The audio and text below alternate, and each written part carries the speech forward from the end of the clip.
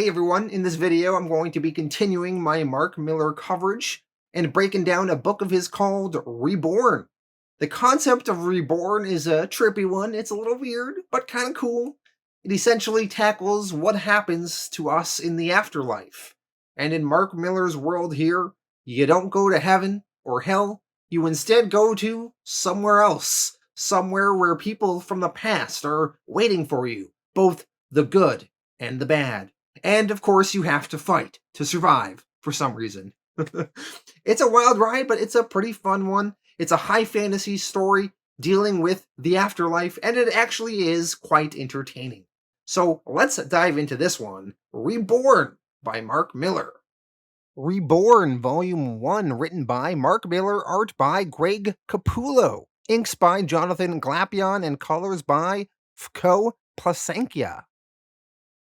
Reborn Issue 1. We now begin the story looking back at Minneapolis in the year 2002. A man leaving a coffee shop is targeted by a sniper from afar. Unfortunately, his fate does not end well. He gets shot and killed. We now see an old woman during the present day. She is sitting on a park bench, smoking a cigarette outside of a hospital. This old woman is named Miss Black, and she is sitting with her granddaughter named Felicity. Miss Black is reflecting back on her life and explaining to her granddaughter, all of these people coming and going, it's like a departure lounge in this hospital. I don't want to end my life in a stroke ward. I'm not ready for this yet. Her granddaughter reassures her not to speak that way and tells her that the doctors are good at this hospital.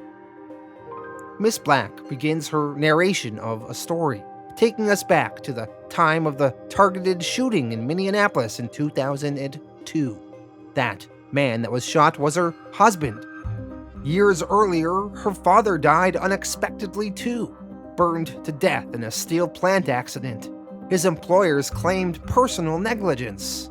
Her mother never got over it, and she died the day after her 63rd birthday of a heart attack. Miss Black is now 15 years older than she was when her mom passed. She continues to tell her granddaughter Felicity of how scared she is, even though she knows that old people are supposed to be brave. But she's afraid of falling asleep and never waking up again. Her narration continues as she introduces her friend named Estelle White. Estelle White was her best friend, and she died 6 months ago, and she'll never forget Estelle's dignity towards the end. Estelle refused chemotherapy and embraced what came next. She was going to meet God and be with her husband again. Estelle thinks how it must be wonderful to have faith, to be naive enough to think that it isn't just a light switch switching off. We now see that Miss Black is back in her hospital room, and she is speaking with her nurse named Danita. Danita asks her, "Don't you believe in anything, Miss Black?" To this, Miss Black answers that no, she doesn't, and that it's all just fairy tales. And if there was indeed a God, then we wouldn't have to endure such tragedy and suffering in life. She tells Danita that she only believes in what she can see with her own eyes, including her family, friends, children, and grandchildren, and that anything beyond that was just promised to us as made-up stories. Miss Black then looks at the photograph of her wedding day several decades before. She contemplates that, can anyone ever actually really make a difference in this life? To this, Danita responds that she absolutely does think that people can make a difference. Danita tells her, "Of course I do, ma'am. Our lives are a constant series of random interactions, each one changing things a million times a day, and that the longer we're here, the more we have an impact. The world would be a different place if it hadn't been for you." As her nurse heads off wishing her a good night, Miss Black thanks Danita, telling her how that is one of the sweetest things she has ever heard. Later on, a doctor comes in overnight to check up on Miss Black. The doctor notices that Miss Black is passed out on the washroom floor. She unfortunately finds that Miss Black has had yet another stroke, as the doctor predicted would happen to her again soon. Miss Black's narration continues. "Oh God, this is it. Wheels squeaking, people shouting. Is this what it's all been heading towards?" We then enter a flashback where we see Miss Black as a little girl in the year 1945. She is 7 years old. She is tossing a football with her father named Tom, as well as playing with her little dog named Roy Boy. Then we see her at age 22, kissing her future husband for the first time. Her husband is named Harry. Then we see her at age 25, feeding her daughter Barbara while her husband Harry is by her side. Miss Black did not know suffering at that time. She was so content with her life then, a loving husband and daughter, and a fulfilling career as a school teacher. And at age 77, as a retired teacher, she continued volunteering by teaching adults and still wanting to be useful with her time. All this, of course, to try to avoid how lonely she felt, since her husband Harry had been taken from her several years before. As Miss Black accepts that her life is coming to an end, she continues narrating while on the operating table. "Don't be frightened. You're just closing down. This is how it ends for every living thing. It's not painful, it's the opposite of pain. Just your senses going one by one until you can't see, can't hear, can't even feel their touch. Just like a light being switched off." As Miss Black's life is passing her by, we see her memories flashing before her and shattering to pieces.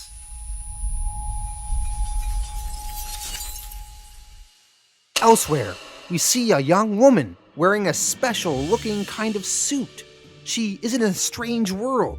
She appears to be lost and confused. She's trying to find her way around. A spaceship above her is shining a bright light while seemingly searching for her. As the spaceship starts shooting at her, a man comes out of nowhere and tackles her to the ground, away from getting shot at, and takes a hit for her instead. He then shoots back at the spaceship and tells the woman that he will handle this and for her to stay down and protect herself. And that man takes on a fighting flying dragon. He pulls out a battle axe and hits it right between the eyes, knocking it down. The young woman, a stranger to this new world, is in shock. She doesn't understand who everybody is, and what is she even doing here? Could this be a dream? A zombie-looking dude then yells out, "The protector's here! The woman we've been waiting for!" And then we see a wizard-looking guy, and he responds, "Leave them, you idiots! We need to get out of here!" The woman, not understanding this, questions if this is some kind of joke. Where are they running away to? A man responds to her that they're running away because they feared what you would do to them, of course. The savior of Adistria is hardly going to stand there while her people get hauled off to the dark lands. The woman is still puzzled. She asks them, "What?" Then the man that saved her yells out, "Is it her, Roy Boy? Is it really Bonnie?" This seriously confused woman is named Bonnie Black. She is the same Miss Black that we saw in the beginning of the story. Apparently, when people die, they come to this other world. And now, Bonnie Black is in a younger version of her body in this strange new place. And Bonnie is petting a large dog, which kind of resembles a dog she had when she was alive, named Roy Boy. Bonnie asks the man who he is, and how is it that he knows her name.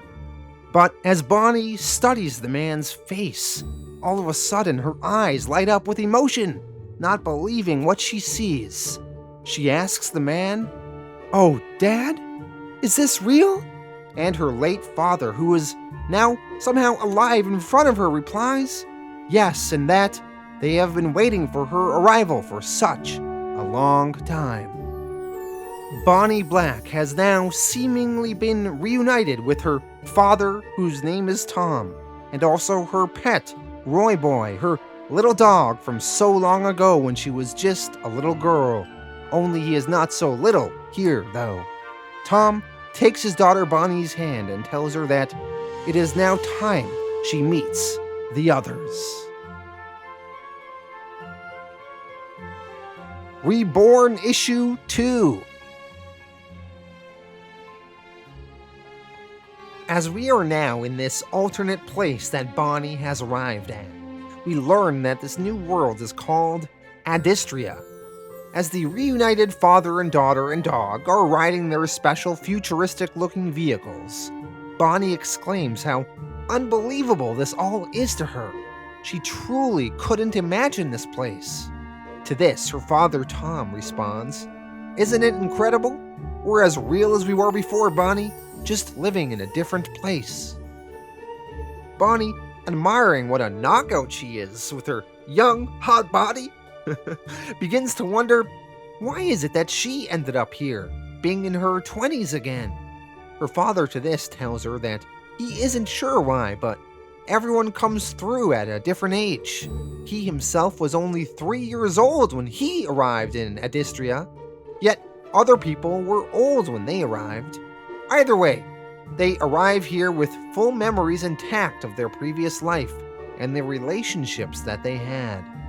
Bonnie asks her father if there was any chance they could return back to their previous life, exactly as they are now. Tom reassures his daughter that he knows it is a lot to take in, but this is their home now, and where they will live together from now on. They exchange some more niceties and tell each other how much they have missed one another as they continue their journey to meeting the townsfolk. They arrive at their destination with a crowd cheering Bonnie's official arrival. Bonnie asks her father, "What's all the excitement about?" And he tells her that it is because of her, and that people have been looking forward to this moment their entire lives. Bonnie, confused again, asks why. Her father tells her that it is because she is the one that is supposed to save them. Tom, he then points afar at a black mountain while explaining to Bonnie. He says, "Do you see those dark lands over there? We've been at war with them for as long as anyone can remember. That's where bad people go when they die, and Adistria is where the good people come." He continues on about how the Dark Lands have been raiding their territories a lot lately, but they will be terrified now that they know Bonnie is here, since the legends say that Bonnie is the chosen one who will face the Lord of the Dark Lands and bring all of this fighting and violence to an end for the good people in peaceful Adistria. The crowd then continues greeting Bonnie, some of whom were people that she knew from her previous life. Some she went to high school with. Some were old neighbors of hers. She then runs into her husband Harry's cousin, who had died before Harry did, and is so joyful to be with all of these wonderful faces again. Excitedly, Bonnie asks her dad, "Harry must be here too," her husband. Tom, sadly looking at his daughter, apologizes, telling her that he's sorry. He didn't even know that her husband Harry had passed away, and he obviously hasn't seen him.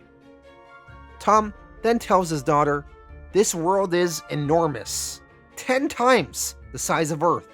I've been searching for your mother my entire life, and there's still whole chunks I've never laid eyes on.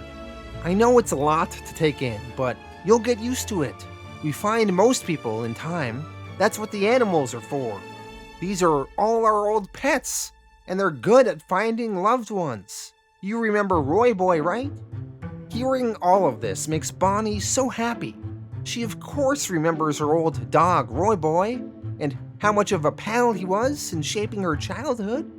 She is comforted to have him back again and can't wait until the animals help them finally find her husband and mother again too. Bonnie, with her new destined role as the savior of Adistria, is then presented with a very special sword weapon. She is reminded how important of a person she is now, and that she is home in the right place where she belongs. Tom continues telling Bonnie that the old world was just a dry run for this one. If you were good there, then you're strong here. If you were kind to everyone, then you're reborn unbeatable here. Bonnie asks if they're even sure they have the right person for this in her. After all, she was only a grade school teacher. Tom confirms that all of your life you did the right thing, always putting others before yourself, and now this is your reward. It is now nightfall in Adistria, and the people are celebrating their chosen one's arrival. Bonnie, with fireworks and everything. They are welcoming her like royalty. Bonnie is hesitant. She tells her father that she doesn't know if she can actually do this. Tom reassures her, though, telling her, of course she can, as she is the destined one they have been waiting for. She has only just arrived here and her warrior skills haven't woken up yet, but they will in due time. Bonnie is also concerned that she hasn't found her husband Harry out there yet. She has grieved the loss of her husband on Earth for 14 years, and she can't even imagine how enormous it would be to be reunited with him again. This is a huge deal for her, and she is just feeling unsettled by not knowing his whereabouts first. So before she gets to protecting the land and standing up to the Lord of the Darklands, she wants to find her husband. Tom comforts his daughter, telling her how much they need her there, but she can't get past knowing that Harry might be needing her too, just as Tom has been looking for his wife, her mother, for so long. He should understand this more than anyone. And naturally to this, Tom does understand, and he says, of course, they will go look for her husband Harry. But as soon as they find him, they must immediately head back, as Adistria needs to be saved by its new leader, Bonnie, before more innocent people are abducted from their lands and taken over to the dark side. An elder takes Bonnie's hand and gives his blessing if she promises to return, and Bonnie does promise, thinking that, oh, she'll just be away for about a month or so. As Bonnie, Tom, and Roy Boy begin their journey to find Harry, Bonnie wonders, how is it that Roy Boy was never able to track down her mother after all this time?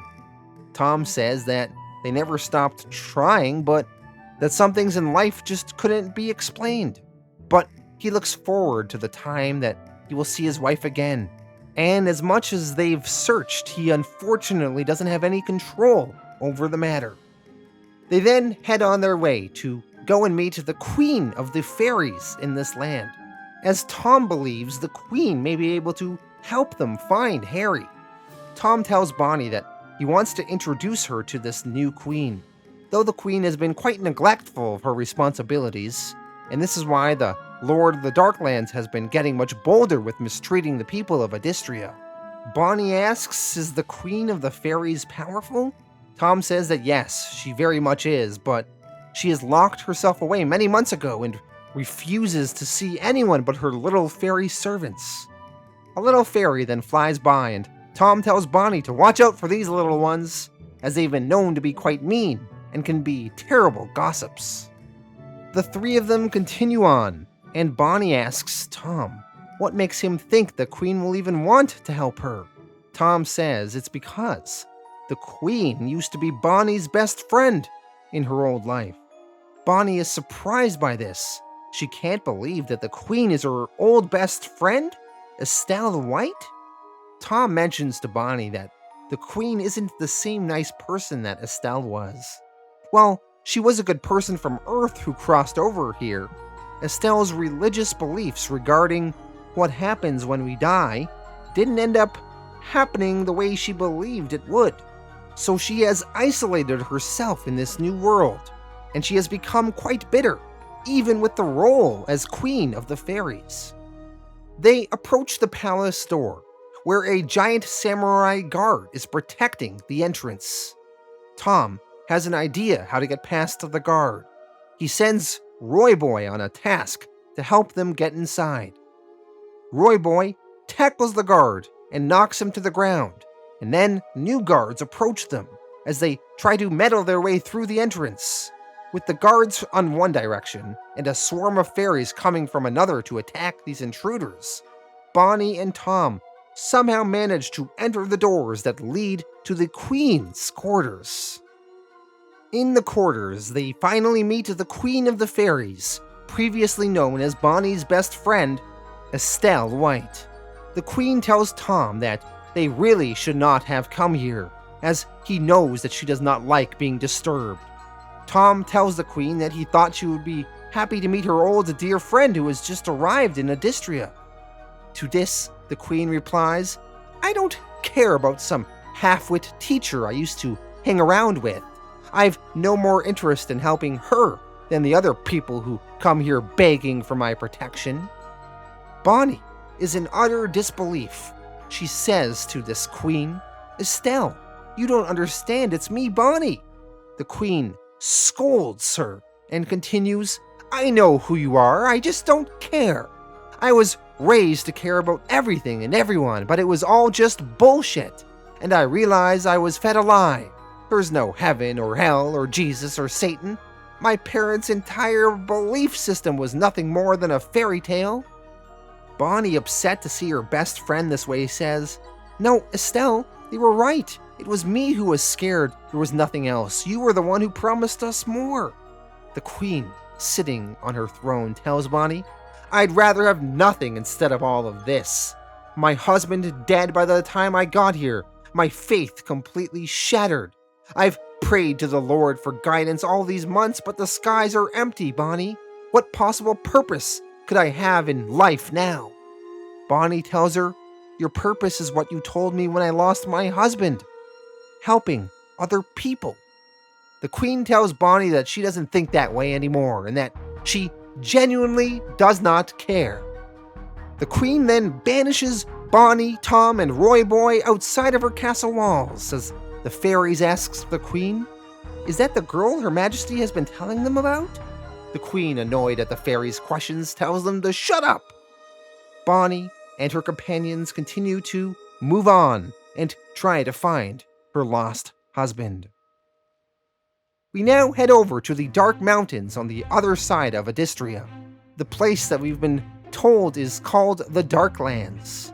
The Darklands is where the bad people from Earth go after they die.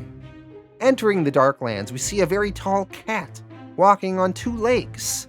This cat is known as General Frost. General Frost is accompanied by his sidekick, a creature named Nettlebed. The two of them approach a pool full of blood, where General Frost asks Nettlebed why their master is bleeding all of the Adistrians that they've captured. As their master exits the pool, Nettlebed to this is unsure why, but knows that their master must have a plan in mind. We then meet this master, the Lord of the Darklands. He is named Lord Golgotha. Lord Golgotha then turns to the cat, General Frost, and asks him about Bonnie. "I'm told you have some kind of history with this woman. They say is coming to challenge me, is this correct?" To this, General Frost replies that he indeed has history with her. He says, "I was her pet in the old world. She caused me a lot of pain." Lord Golgotha asks, "Why? Did she have you destroyed?" The cat to this replies, "No, even worse. She had my testicles removed when I was 9 months old."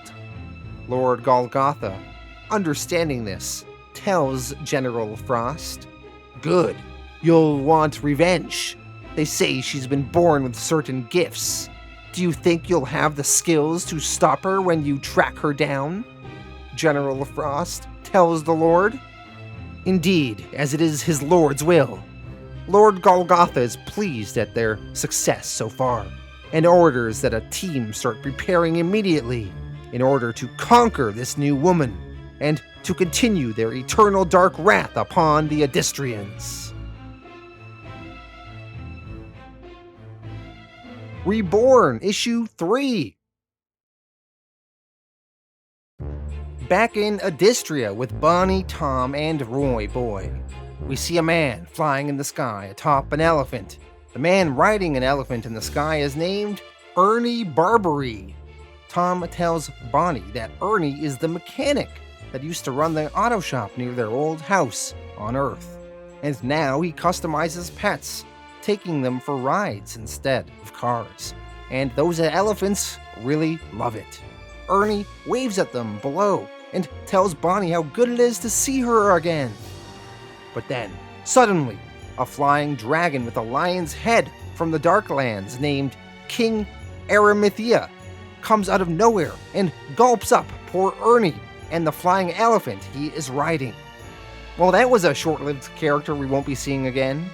Tom then explains to Bonnie that that's their king, Aramithia. He's one of Lord Golgotha's lovers and the most dangerous son of a bitch you ever met. We then see a fleet of dragons passing through to get to the Darklands. On their way, they are trying to catch any Adistrians in plain sight. As the days pass, they are getting bolder in their evil interactions with this side of the world that contains all that is good. Tom tells Bonnie that they need to steer clear and get deeper into the woods so that they won't be seen by the flying creatures. They then arrive at a monument where Bernie White is buried. Bernie White is the husband of Estelle White, Bonnie's former best friend. Bernie was the Fairy King, and Estelle White is the Fairy Queen. Bernie, he came through a few years ago, but he was old when he arrived, and he died before Estelle even got here.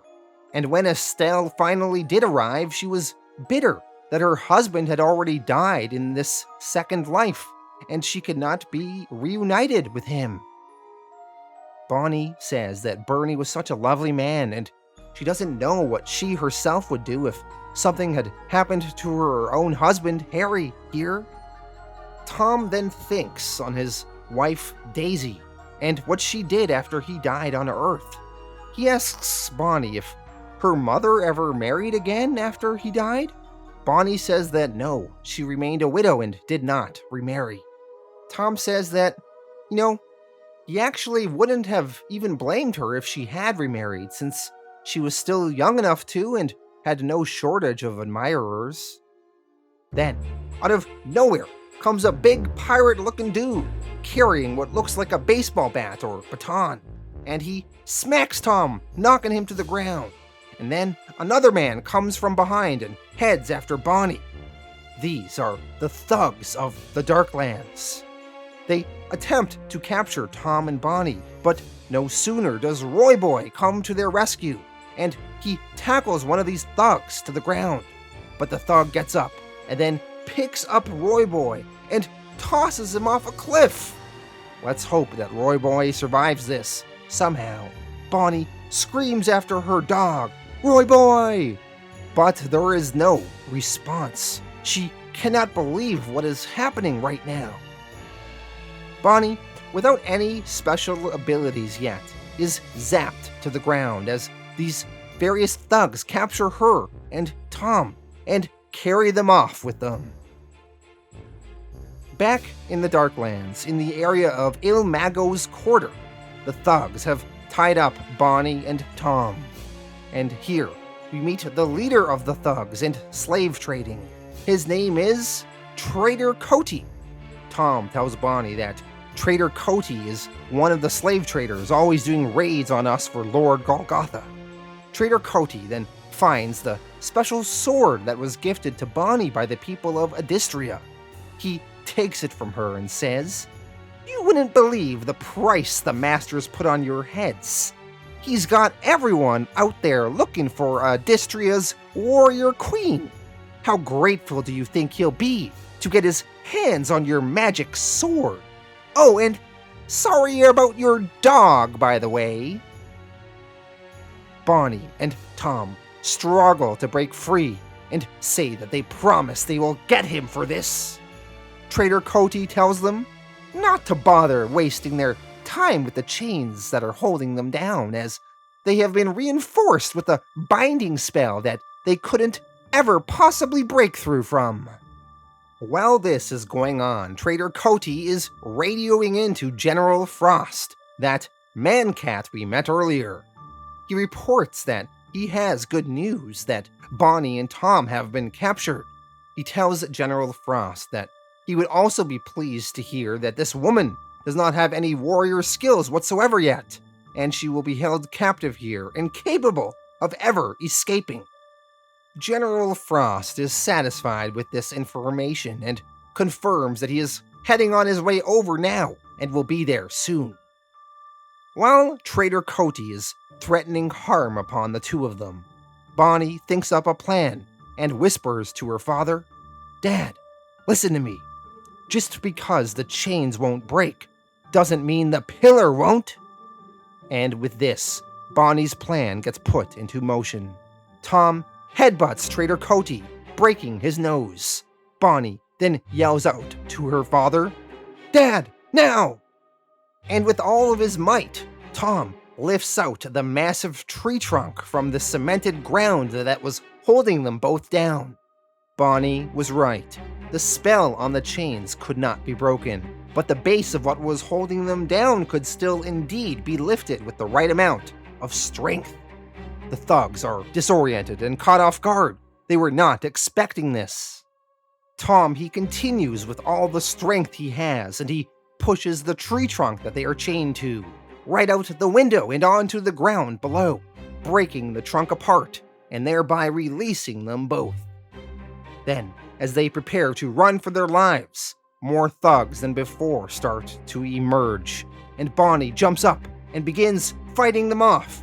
Suddenly now, more than ever before, Bonnie seems to be developing her superpowers. She fights off all the thugs by jumping and spinning and kicking and doing all sorts of advanced fighting moves. Tom asks her how she did all that, and Bonnie responds she has no idea. They try to run off. Tom notices that Bonnie does not have her sword. He asks her about it, but Bonnie says that the sword doesn't matter now. They can worry about it later. The two of them are trying to make their escape, but then all kinds of villains of the Darklands are coming in towards them from every possible direction. Suddenly, a mysterious man opens his dark cape with a portal for them to enter. He tells them, "Quick, come over here. I'm a friend and can hide you. Hurry, you don't have time to waste." Bonnie agrees and says he is right. They haven't any time and must quickly go there to hide. Now, within the portal, entering into this dark entrance, Bonnie is unsure of where they've headed off to. Tom looks around and tells her that it looks like they are in an old mausoleum. As they head further in, they see many people are trapped. They are political prisoners here. The prisoners say that they must help them to get out of here, or they're going to all die soon. Tom now realizes where they are. He tells Bonnie that they have been tricked. Tom says they have landed in Blackwish Mountain of the Darklands. These are Il Mago's dungeons for people who piss him off.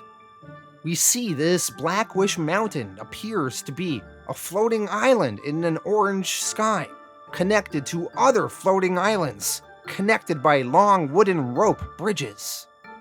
As Bonnie and Tom realize they are cornered with seemingly no escape in sight, a gigantic guard confronts them and tells them, "Not to worry, folks. Nobody's ever here for long." Reborn, Issue 4. Continuing where we left off, in the dungeons of Blackwish Mountain within the Darklands. This gigantic goblin guard has now met with Bonnie and Tom. He tells them how Il Mago is going to be so delighted when he sees the two of them captured again. In the meantime, Bonnie is thinking up another plan to get them out of here. She tells Tom that her fighting skills are quickly increasing and she thinks she knows exactly what to do. She tells her father to duck, and in doing so, she kicks the goblin dude right in the crotch. And as this is happening, his machine gun launches up into the air. Bonnie manages to catch the machine gun and starts blasting, all of their villainous captors that are surrounding her and Tom. As she continues fighting them off, the people who are trapped inside beg her to please not leave them behind. They say that they will be killed if they are left here, and Bonnie tells them not to worry, she won't abandon them. Tom tells Bonnie that she must be crazy, as there are about 100 guards out there she is about to face. She tells her father that for the 100 guards, there are 1,000 prisoners that are waiting to be freed. She says that these prisoners want to live as much as they themselves do, and that they will become an army on behalf of all of them once these gates are open. Bonnie, she manages to open the gates, and the prisoners, tasting their freedom, start to scurry out. The number of prisoners outweighs the captors, and the prisoners start to rebel on their way, tackling the guards. But then, all of a sudden, the crowd of prisoners change their strategy, and they start tackling Bonnie and Tom instead of the guards. The prisoners believe that maybe if they give Bonnie and Tom to Il Mago, he will end up taking pity on them. You try to do a good thing and free these prisoners, and they turn on you. Well, out walks another giant guard. This one has wires sticking out of his head. Bonnie and Tom are now defeated, lying on the ground. Nothing left in them to fight. The guard, having captured Bonnie and Tom, now escorts them outside of the dungeons and to the top of Blackwish Mountain. On Blackwish Mountain, they happen to have their own skeletonized version of the Statue of Liberty. Bonnie asks Tom about the prisoners. Why did they attack us when we were their only chance for freedom? Tom tells her, I already told you, Bonnie, this is where bad people come. Even if you're trying to help, they're always going to do the wrong thing. As they are walking uphill, they finally meet this Il Mago leader that they have been hearing so much about. The one they call Il Mago is tall and is wearing a suit and cape with skulls on it, and a helmet with horns sticking out of it. Bonnie asks her dad, what are they going to do with us? Tom tells her that they'll kill us on the mountain and make Il Mago a little stronger. There's a power in human sacrifice, and Blackwish Mountain is the root of the magic in these parts. Everyone they kill here creates another wish, but it only works if it's something negative. You can never wish for anything good. Tom explains that Il Mago used to be a mob boss back in the old world, so he runs a tight quarter and knows how to follow orders. He took down 18 cops before they put a bullet in him, 10 more before they finally took him down. As Tom finishes his explanation, a weird-looking woman arrives, a weird mannequin-looking being who is apparently Il Mago's wife. Her name is Ruby, Empress of the Stars. Tom continues, that's Ruby, Empress of the Stars. They got married last year and celebrated by burning 1,000 babies on a bonfire. She's a nasty piece of work. Bonnie shockingly says to her father, you're not going to believe this, Dad, but I think she went to school with me. Ruby replies to Bonnie, hello, Bonnie. Long time no see. I hear the Adistrians have adopted you as their queen, but you've disappeared on some kind of stupid quest. What are you looking for? Bonnie tells Ruby that she is looking for her husband. Ruby replies to Bonnie, oh, of course. Well, I don't imagine he was anything special, you being so tedious and ordinary. I'm sorry to throw a wrench in the works, but my other half said I might as well enjoy the happy coincidence. Oh, and I always hated you at school. You were such a little loser. How great I get to kill you now and gain a magic wish for it. Il Mago adds to this, not to mention pleasing Lord Golgotha. Have you any idea how happy he'll be when we take out the woman they said was going to kill him? Tom jumps in and says that they are not killing anyone. He continues, You're welcome to try, but it's doomed to fail because my daughter is destined to kill your boss and right a terrible wrong. This whole thing's been prophesized." To this, Ruby replies, "Oh, really? What about you, dear old dad? Does the prophecy extend to your fat ass?" Tom answers for Bonnie, "I've no idea. All I know is that Bonnie's getting out of this, and you're probably going to die." Ruby responds, "Well then she better make it quick because I have a very twitchy wand finger that can do unpredictable things." She then aims her wand at Tom to zap him, but it doesn't seem to work. Il Mago comes up to Ruby, asking her what the problem is, and says that she's starting to embarrass him. Ruby keeps trying to use her wand, but nothing's working, and she suddenly starts losing feeling in her hand. All of a sudden, Ruby's wand and then her arm, and then her whole body starts freezing into icicles. Ruby is shocked by this. She asks, "Oh God, what's happening?" Also turning into ice are Il Mago and all of the surrounding guards. They are all frozen now. Ruby yells out, "How are you doing this?" Bonnie is surprised at all of this. She was not the one freezing these people. She asks her dad, "Was this you?" It was not, though. Now, General Frost arrives at the scene. It was General Frost that froze these people. He says to Bonnie sarcastically, "Oh yes, absolutely. It was your father who finally decided to use those ice powers he neglected to mention. Are you really as stupid as I remember, Miss Bonnie?" Along with General Frost returns Trader Cody, who also speaks to Bonnie, saying, "Hello, sweetheart. You see who's got your magic sword?" General Frost lifts up high Bonnie's special sword. After having frozen everyone to stillness, he then cuts through each of them, evaporating Il Mago, Ruby, and their surrounding guards. Since General Frost has been signaling his relationship with Bonnie, Bonnie asks Tom, "Why does he think he knows me, Dad?" General Frost to this tells Bonnie, "You really don't remember me. The blue eyes, the white fur, the complete absence of reproductive organs that followed me here to this new world? I used to be your cat when you first got married." Bonnie, looking at General Frost, questions, "Frosty?" General Frost corrects her, "Not that coward anymore. I am now General Frost, and I've looked forward to this for a long, long time. I heard about your quest, and I must confess, I had a soft spot for Mr. Harry. He was always very kind, and I remember him voicing some concern about my proposed castration. I could find him for you were I so inclined.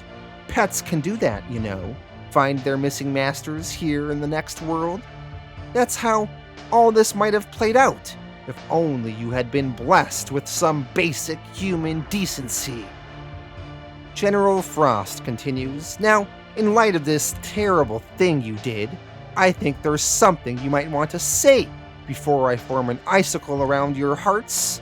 I've waited a lifetime for this glorious moment, and I recommend you indulge me because I really could make this so much less comfortable. Just pause for a moment and look me in the eyes when you say these words because I'm really going to savor them." Bonnie is somewhat distracted. She looks away from General Frost, but he continues demanding that Bonnie look at him. He says, "In the eyes, please, Miss Bonnie. I said look at me in the eyes." Bonnie then says out loud, "I wish you were all dead." General Frost replies, "What?" Bonnie then says, "We're on Blackwish Mountain, so I'm making a black wish, and I wish you were all dead." General Frost looks shocked and can't believe what's happening. Bonnie's black wish then gets fulfilled. Over all of these dark lands of Blackwish Mountain, they all start getting taken down, including General Frost. They are all dead. Tom then tells Bonnie what a genius she is for thinking that up. Bonnie then starts making more wishes. She says, "I wish I could find my husband. I wish to be taken to him. I wish Harry and I were back together again." Tom tells her that doesn't work like that, honey. It needs to be something negative, like, "I wish these chains would just crumble into nothing." It's getting later in the day, and Tom tells Bonnie that they need to get moving and find themselves another dog. He says that there are plenty more serious battles to conquer between here and the border. Bonnie looks at her sword on the ground, knowing that she will be needing it again. She retrieves it and carries it along with her, and the two of them continue on their journey. Elsewhere in the Darklands, Nettlebed updates Lord Golgotha that Ilmago and Ruby Empress of the Stars are dead, as well as General Frost and his men. Lord Golgotha, not at all surprised by the news, tells Nettlebed, of course they are. They were fat and lazy, and they underestimated the challenge. But it's nothing for us to worry about. I already have a plan in place, and she won't be a problem for very long. The two of them then continue planning some more as Lord Golgotha heads to his chambers, telling Nettlebed to close the doors behind him and give him some privacy.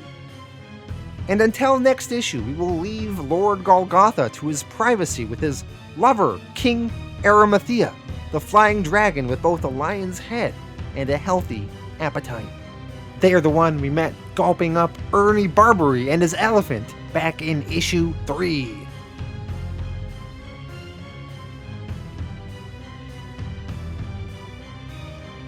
Reborn, issue 5.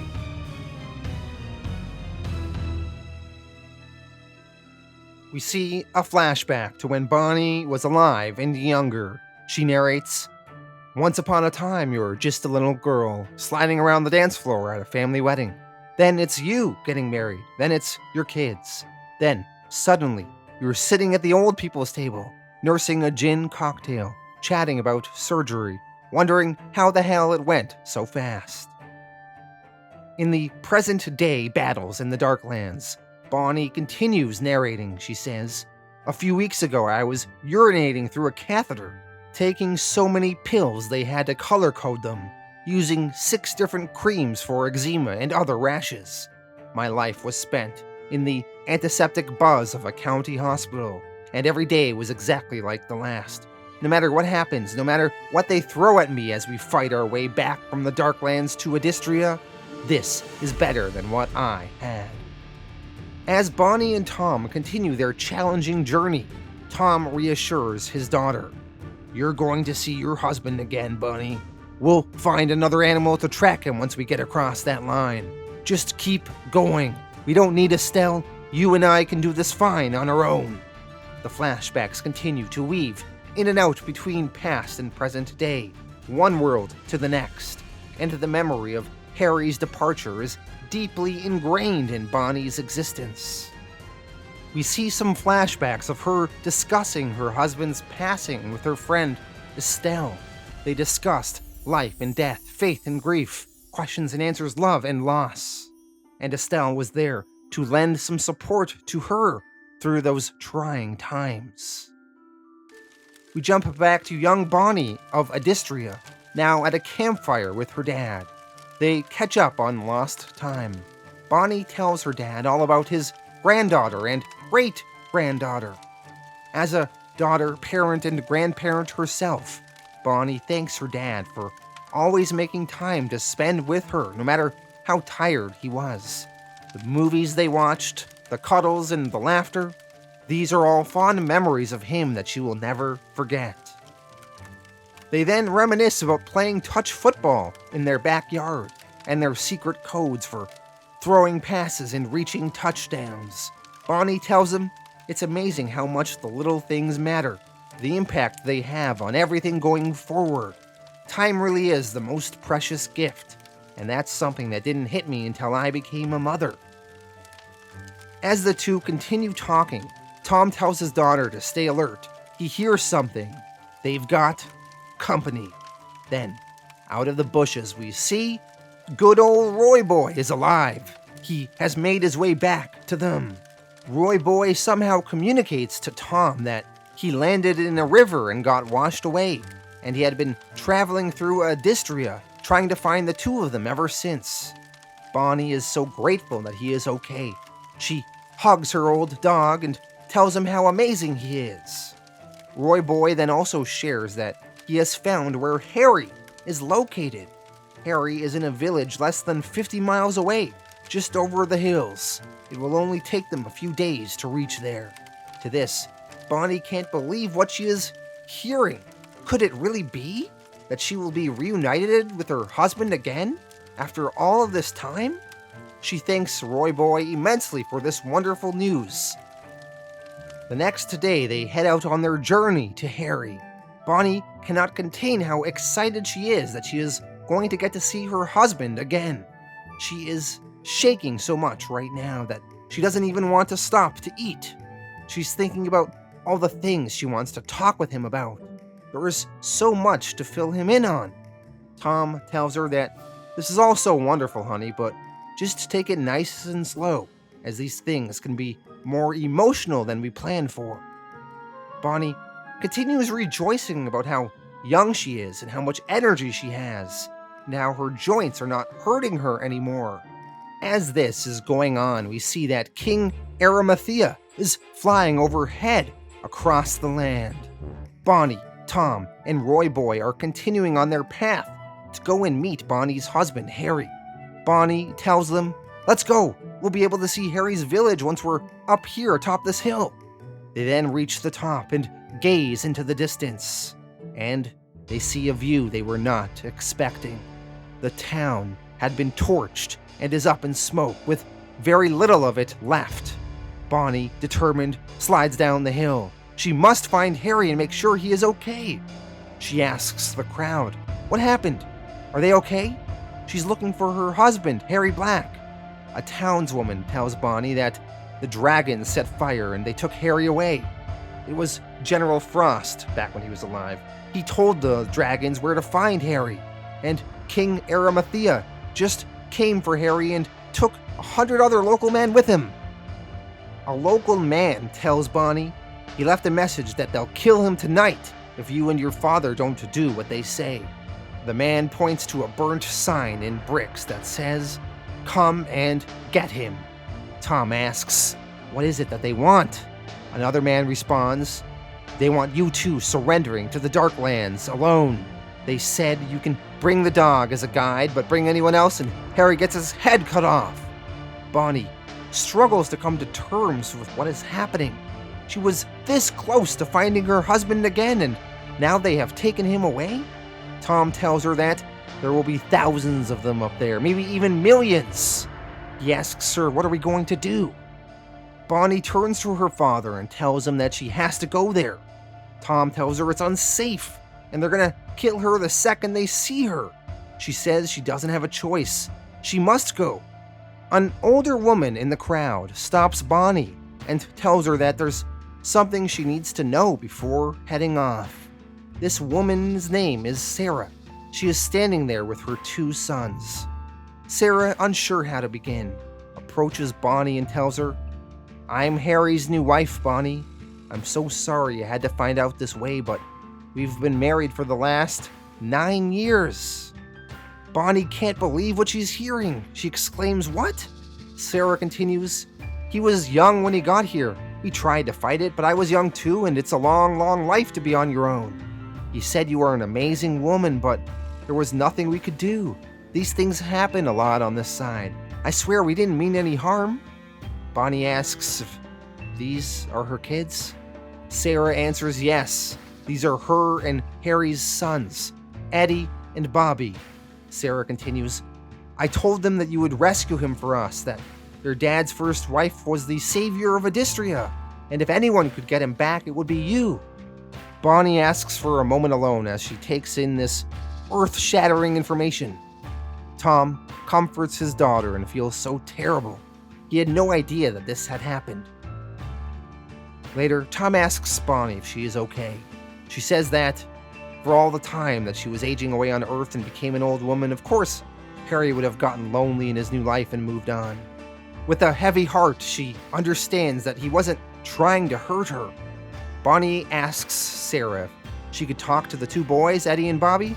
She then tells the children, "I'm going to get your father back. Do you understand? I know these people are really, really bad, but the one thing that scares them is people who are good. Everything is going to be fine, okay?"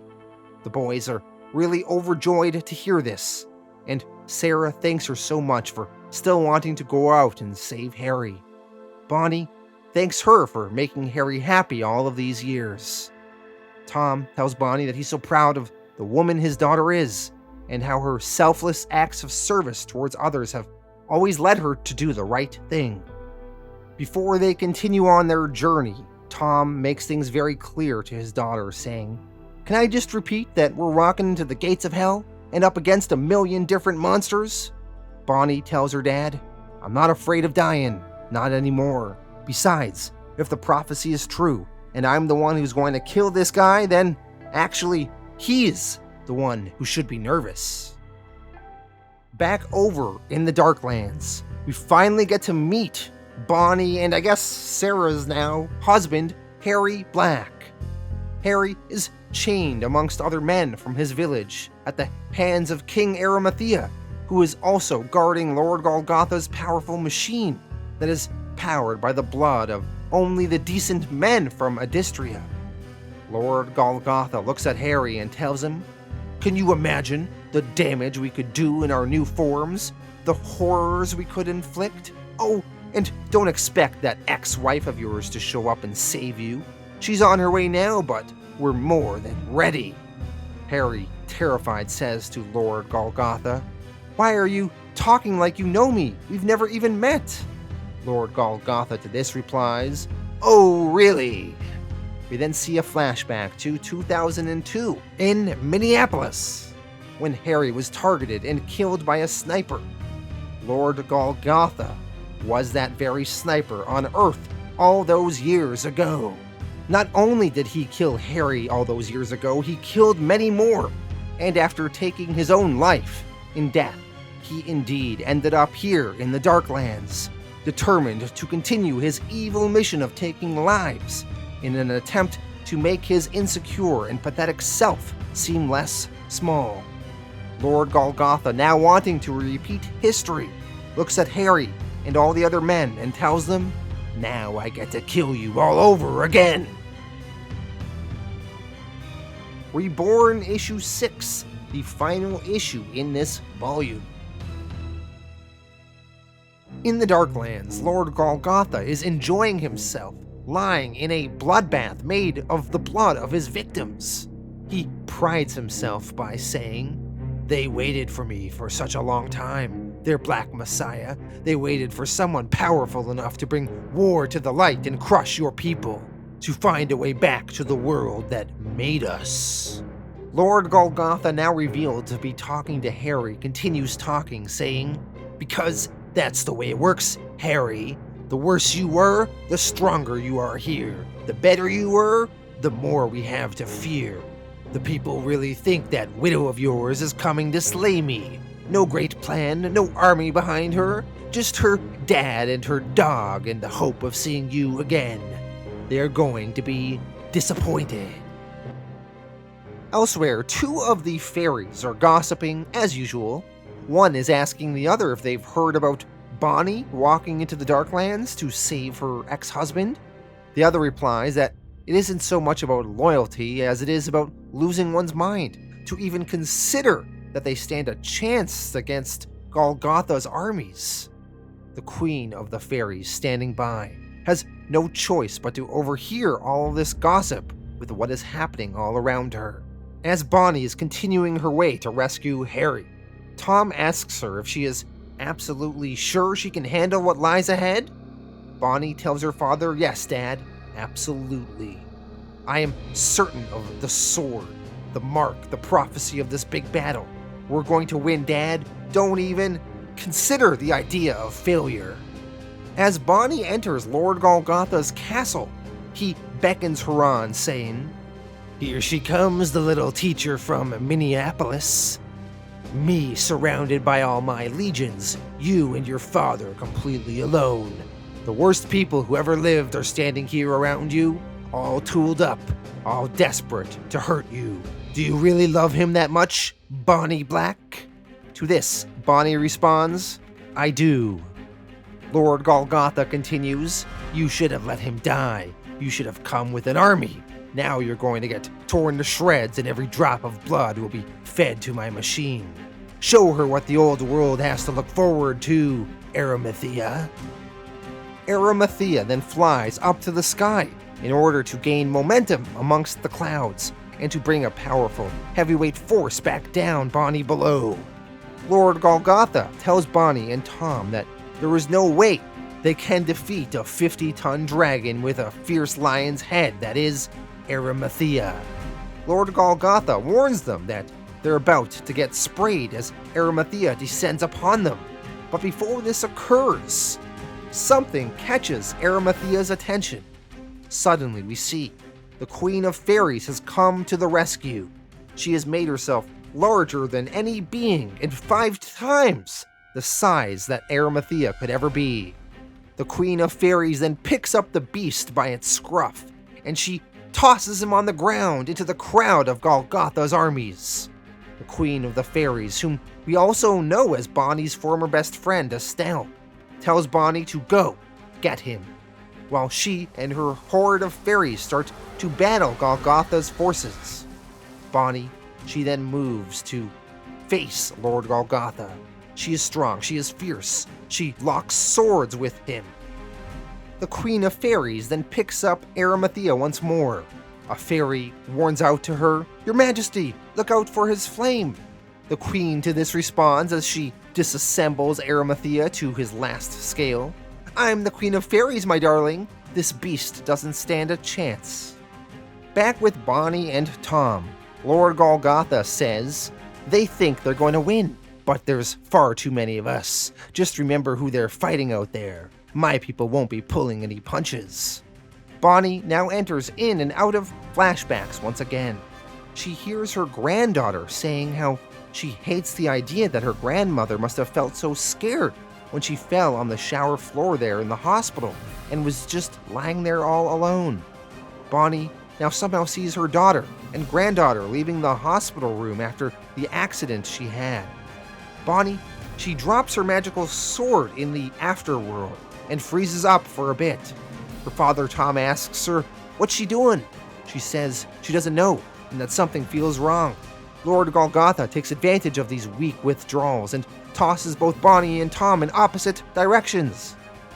Golgotha does a forceful kick on Bonnie and she falls backwards into a pool of blood, and lower she descends in the blood pool, seemingly drowning. As Bonnie is going deeper and deeper into the depths of the pool, she hears her own voice saying, Oh God, don't do this. Don't let him win. Then the fairies, yelling out to their queen, tell her to look out, but she is overcome by many flying, fire-breathing dragons that are attacking her at her core. Tom is passed out on the ground. Bonnie's narration continues, Can't breathe, blacking out. How can he be so strong?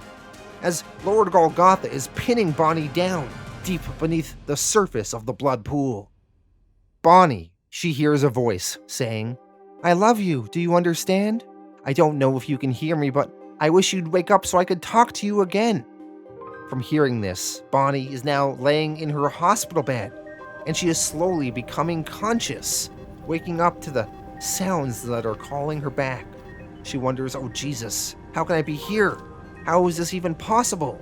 She recalls telling her granddaughter Felicity outside on the bench, I don't want to die in a stroke ward, Felicity, I'm not ready. And Felicity responded to her, Don't worry, Grandma, the doctors are really good in here. They'll make sure everything's okay. Bonnie is seemingly caught between both worlds, currently suffering in both. The doctors are trying their best to keep her alive on Earth. She narrates, No, I don't want this. I want to be with Dad. And while this is happening on Earth, Lord Golgotha comes up from the pool of blood in the Darklands and says, She's gone, Tom, drowned in a pool of day-old blood. Sounds to me like the Queen's gone too. getting chopped up by my armies out there. Tom wakes up with his sword in his hand, and Lord Golgotha remains his sole opponent more than ever before for taking his daughter's life away. Lord Golgotha tells Tom that he is not some big hero, he can never fulfill the prophecy, and there is no point in even trying now. His daughter is finally gone. Back on Earth, in the real world, Bonnie wakes up.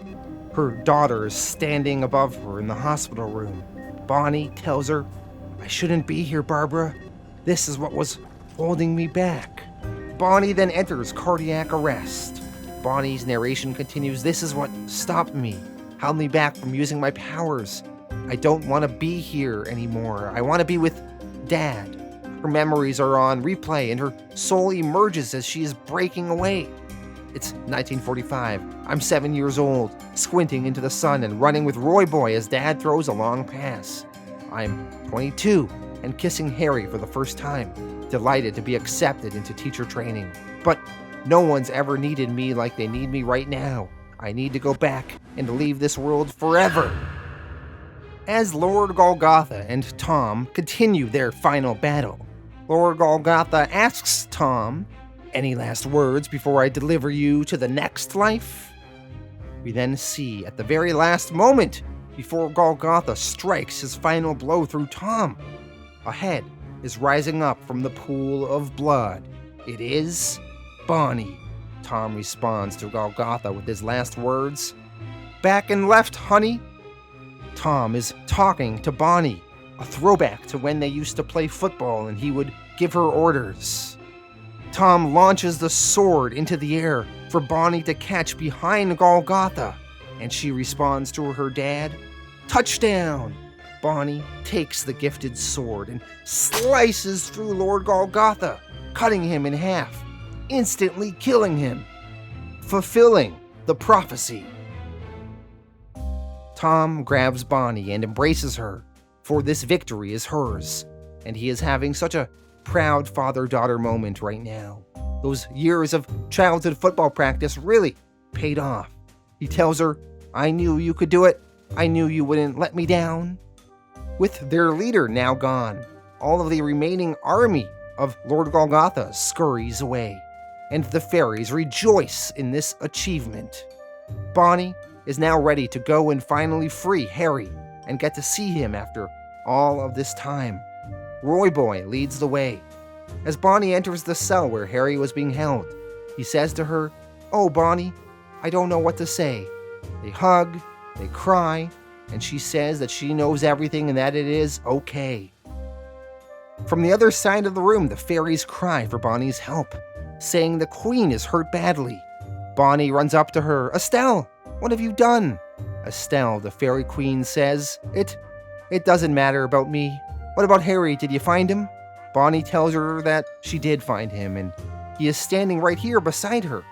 Estelle says that seeing them together again after all these years makes it all worthwhile. Bonnie tells Estelle how sorry she is, but Estelle replies, "No, it was nice to have a little meaning again. Thank you for giving me something to believe in, Bonnie. I'm sorry I haven't been a good friend." Bonnie says that they can fix this. She begs her not to go. But Estelle's final words are, "You found your husband. Let me find mine. He'll be waiting in whatever's after this." Bonnie says that she hopes so.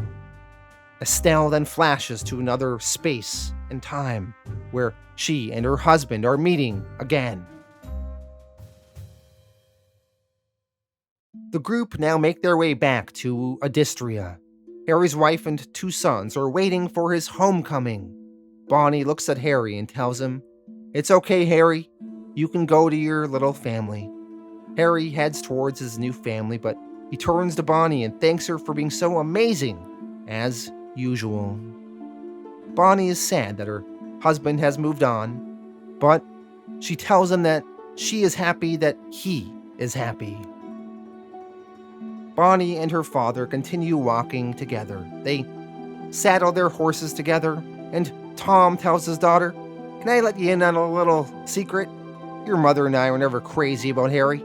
We always felt you could have done better, and We preferred that boy you were seeing just before him. Bonnie laughs at this and asks if he's serious. Tom continues, absolutely. In fact, we always thought Harry was kind of an asshole. Really, there are plenty more fish in the sea, honey pie. You're far too young to settle down anyway. As Bonnie and her father and Roy Boy ride off together, Bonnie's narration continues. Everything we do counts in this world, every little thing. Don't let anyone tell you otherwise. Even the most random act has enormous significance both in this world and the next. That's the lesson I'd pass along to those I leave behind. As Tom and Bonnie conclude their ride and head back into the village, Tom asks her, you feeling good? To this, Bonnie replies, you bet I'm feeling good. I'm 25, hot as hell, and I got my whole life in front of me. What's not to feel good about? The townsfolk welcome back Bonnie, and an elder asks her if she's ready to take her throne as queen and protector of Adistria. To this, she replies boldly, absolutely. As Bonnie is being crowned, we see back on Earth that Bonnie's daughter Barbara and her granddaughter Felicity are thinking about where Bonnie is now. Barbara tells her daughter, I don't know, honey, but your grandmother was a good person. I'm sure she's in a better place. Back in Adistria, we see Bonnie at her new throne as their new queen and protector, with her father Tom and dog Roy Boy by her side, and more than a lifetime's worth of blessings from the elders and all the good people that surround her in this place. And with this, we conclude Reborn, Volume 1.